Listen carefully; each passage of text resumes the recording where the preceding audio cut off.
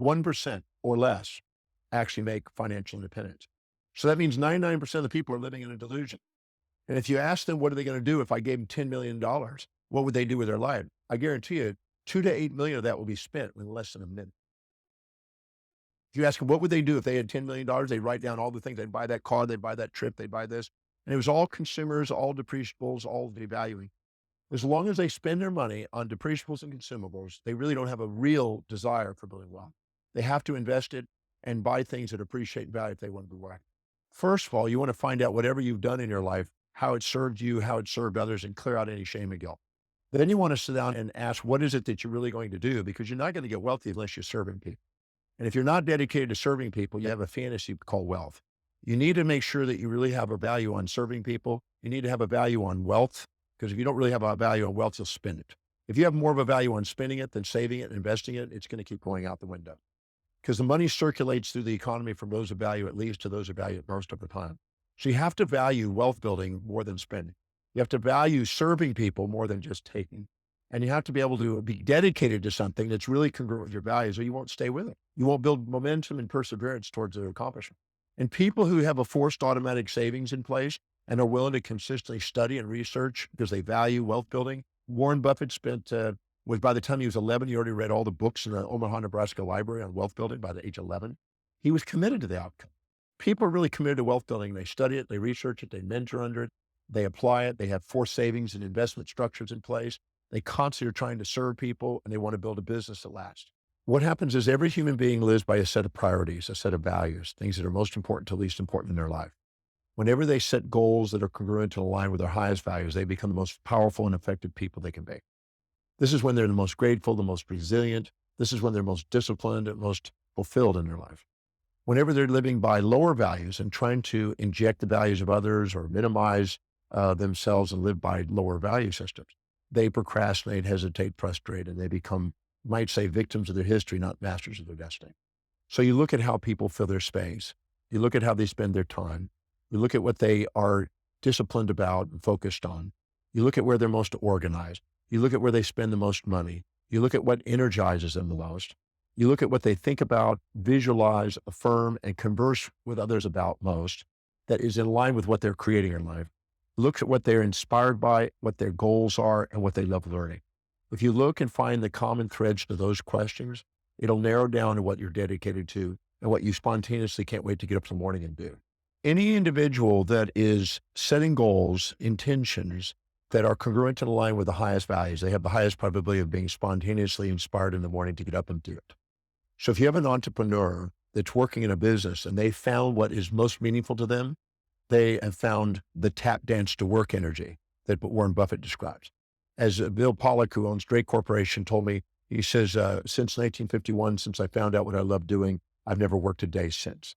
Now, in addition to that, an entrepreneur also has to find out what their targeted market's highest values are to make sure that they're providing a service that meets those specific needs.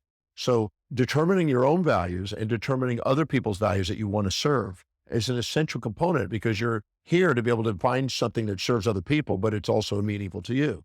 If you find those two, you've got your niche. Now you've got exactly what you would love to get up in the morning and do, and you get to go and do what exactly people want, and you get to fulfill their life. Because everybody has a set of priorities, a set of values in their life. When you go down the list of values to lower values, you're less inspired, less fulfilled by doing them. You procrastinate in doing them. And what happens is you'll only do them if it's pleasurable, and if it's not, you'll give up. So it's a key is to make sure that everything you do is highest priority, the thing that's most meaningful to you, so you don't give up, you have the resilience, and you embrace pain and pleasure in the pursuit of a great purpose. If you are not living by your highest values because you're wanting to do it with pleasure only and you want to give up if it's pain, you'll need motivation all the time. The difference between inspiration, which is from within, is people who are inspired from within are living by their highest values. And people that need motivation from without are people that haven't found that highest value or are living by lower values, and they need constant incentives and motivation and only pleasure to keep them going. So I'm not a motivational speaker, and I don't promote motivation because I think motivation is a symptom more than a solution. The animal is always having an impulse for that which is prey and pleasure, and an instinct away from that which is pain and predator. So our animal nature needs motivation, but our truest nature, our human nature, the one that activates the telencephalon in the brain, the executive centers of the brain, which allows you to be an executive and a leader in the world, transcends this pain, pleasure, amygdala reaction of the lower animal within us. It allows us to function from an inner core mission that transcends that and allows us to be able to embrace pain, pleasure, support, challenge, ease, difficulties. Any complementary pair of opposites that you face along the way, you turn into on the way. If you're expecting to float across between two buildings, that's unrealistic expectation. Or if you're expecting yourself to do something that's truly not high on your values and not meaningful to you, you'll tend to give up. Or expecting some other human being to do something that doesn't abide by the laws of the universe, or expecting them to live outside their values. Because every human being makes decisions according to what will give them the greatest advantage over disadvantage, greatest reward over risk to their highest values. So if you expect yourself to do something that's not really meaningful to you, it sounds like a neat whim, but it's not really you, you're going to end up self-defeating and end up with the A, B, C, Ds of negativity. Internal anger and aggression, internal blame and feelings of betrayal, internal criticism and challenge, internal despondency, despair, and depression. And these A, B, C, Ds of negativity that you internally have, which some people call negative self-talk and negative self-behavior, is actually a feedback mechanism to make sure we're setting realistic expectations that are aligned with our real values. And we know that it's real if we can see it in our mind's eye, we see the strategy, we know the action steps, and it's obtainable. Now, those are the keys. When you do, you have a realistic expectation, you keep showing effort and evidence of manifesting what you want to manifest. The wisest thing to do is start with simple goals that you achieve and train yourself to do what you say. If you train yourself to do what you say, your piggy banks become biggie banks. Your little action steps become big dreams. And if you live congruently with your highest values, you have the highest probability of achievement and you won't give up on your goals. So if you set goals that are congruent, that are truly meaningful to you, and you start chunking them down into small enough bites, so you just keep doing things and keep rewarding yourself by accomplishing immediate steps, you'll end up manifesting things because you just strategize your way into the bigger game. So I always say that if you chunk the big project down into small bites and then down to everything that's within a time horizon and within your vision to see and do, you'll get it. You just stay with it long enough. If you stay perseverant towards an objective and exemplify action every day towards your objective, sooner or later, everybody else kind of dies out and you're at the top. You just got to stay with it. Well, procrastination is a result of three primary things. It's an unclear vision. It is an unchunked vision. That means you're taking on too big a chunk without bringing it down to small enough bites that you can go and get it done. And it's not linked to your highest values. If you take the objective that you have, you make sure it is abide by the laws of the universe, it's doable.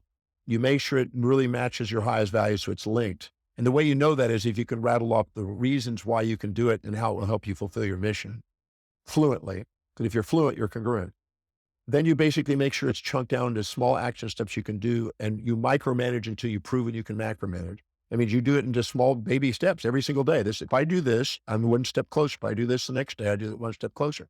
Break it down into such small steps that it's by the inch, it's a cinch. If you do, you won't procrastinate. Procrastinate means that you've unchunked it, unlinked it, and unclarified it. I think that people who think they're going to be positive all the time are delusioned.